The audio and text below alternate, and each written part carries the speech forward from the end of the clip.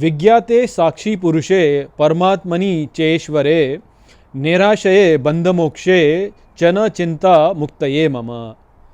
नमस्कार मित्रों, ये जो श्लोक है ये अष्टावक्र गीता के 14वें अध्याय का तीसरा श्लोक है, जिसे हम आज गहराई से समझेंगे। तो आइए सबसे पहले इसके अर्थ को समझते हैं। तो जो श्लोक है वो कहता है, विज्ञाते साक्षी पुरुषे, अर्थात जान जाने में साक्षी पुरुष को परमात्मनि चेश्वरे, अर्थात जो परमात्मा है और ईश्वर है, नैराशये बंध मोक्षे, अर्थात निराशा में बंधन और मोक्ष की चन चिंता, अर्थात उसकी चिंता नहीं रहती, मुक्तये मम, अर्थात मुक्ति में मेरी स्थिति होती है। तो यहाँ पर जनक महाराज कहते हैं कि जो साक्षी पुरुष है उसको समझ जाने में, विज्ञान के विषय में बोला गया, विज्ञाते अर्थात जो समझ जाए, केवल बोध नहीं होना, जानना नहीं, केवल ऊपर से जानना नहीं, परंतु अच्छे से समझ जाना। विज्ञान हो जाना अर्थात डीप इंसाइट, बहुत अच्छे से आपको समझ में आ जाए। तो जब साक्षी पुरुष में जो है व्यक्ति की जो इंसाइट है वो बहुत अच्छे से विकसित हो जाती है, बहुत अच्छे से वो समझ जाता है, तो विज्ञान हो जाता है उसको जब साक्षी पुरुष का, जो कि वास्तव में ईश्वर है और परमात्मा है। तो जब वो उसको जान जाता है तो फिर जो है उसकी ऐसी अवस्था हो जाती है कि वह बंधन मोक्ष की उतनी चिंता नहीं करता कि भाई मैं बंधन में हूँ या मैं मुक्त हूँ। इस बात का वो फिर जो है उसमें प्रश्न ही नहीं रहता है, क्योंकि फिर वो बंधन मोक्ष से ऊपर ही उठ जाता है। बंधन या मुक्ति वाला प्रश्न ही नहीं रहता वहाँ पर, कि व्यक्ति ये सोचता है ना कि मैं बंधन में हूँ, मैं शरीर में हूँ तो मैं बंधन में हूँ। वास्तव में ऐसा है नहीं कि हम बंधन में हैं, वास्तव में हम सदा मुक्त थे, सदा मुक्त रहेंगे। मुक्ति जो है वो कोई ऐसी अवस्था नहीं है जो कि आप कहेंगे कि यानी पाई जाती है, ये वास्तव में पहले से ही है, परंतु हमको ऐसा आभास होता है कि हम मुक्त नहीं हैं, हमको ऐसा लगता है कि हम बंधन में हैं, परंतु वास्तव में ऐसा है नहीं। क्योंकि देखिए, यदि बंधन का वास्तविक अस्तित्व होता तो बंधन फिर सदा ही रहता, ऐसा नहीं होता कि बंधन जो है वह नष्ट हो जाता। तो क्योंकि बंधन का अस्तित्व ही नहीं है, इसलिए वह रह नहीं सकता, वह केवल प्रतीत होता है। जैसे जब आप बोलते हैं कि रस्सी जो है उसमें आपको सांप दिखाई देता है, तो व्यक्ति को लगता है कि सांप है वहाँ पे, परंतु वहाँ पे तो रस्सी ही है, और वो तो रस्सी थी, रस्सी ही रहेगी सदा, वो तो रस्सी ही थी सदा, परंतु केवल जो है भूल से, प्रमादवश जो है हमको ऐसा लग गया कि वहाँ पे सांप है। तो ठीक इसी प्रकार से जो बंधन है वह सांप के जैसे है, कि हमको लगता तो है कि वहाँ पे है बंधन, परंतु वहाँ पे कोई बंधन है नहीं, वहाँ पे तो रस्सी है, मुक्ति है वहाँ पे, तो कभी बंधन था ही नहीं वास्तव में। ये वाली अवस्था होती है जब व्यक्ति पुरुष को जानता है। पुरुष से यहाँ पे अर्थ क्या है? साक्षी, जो अनुभव करता है, जो देखने वाला है, और वो ही हम हैं वास्तव में। हम को लगता ऐसा है कि हम वो नहीं हैं, परंतु हम वास्तव में वो ही हैं।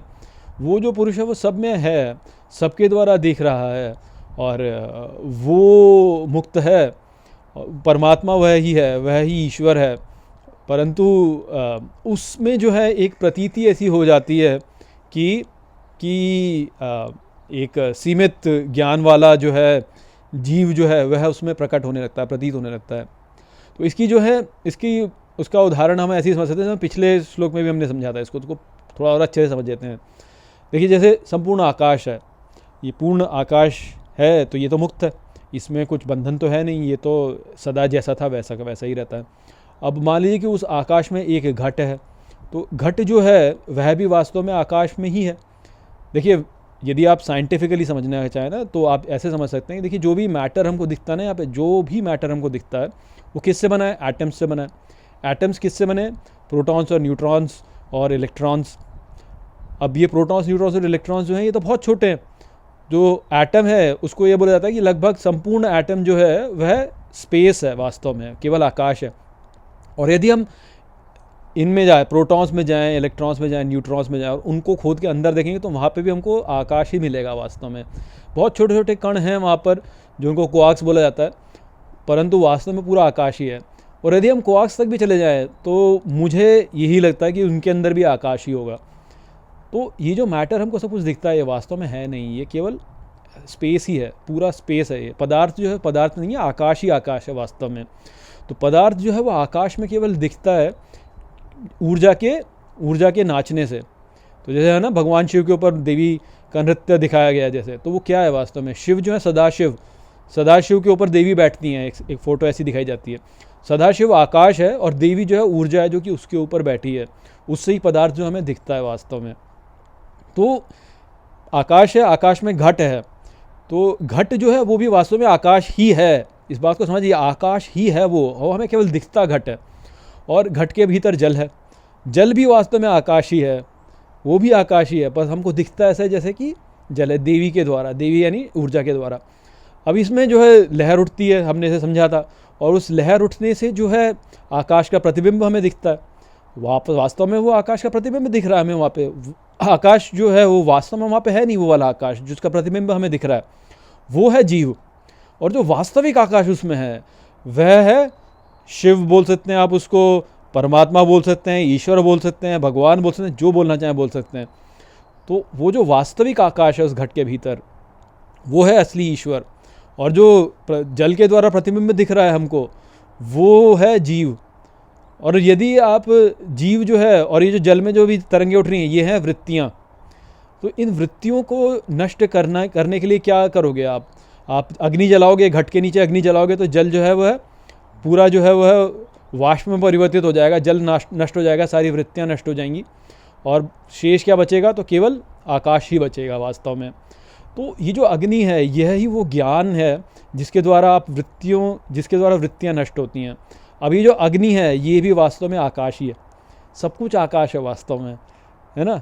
और वो जो अग्नि में से जो ऊर्जा निकल के आ रही है वो देवी हैं जो कि शुद्ध करने वाली हैं।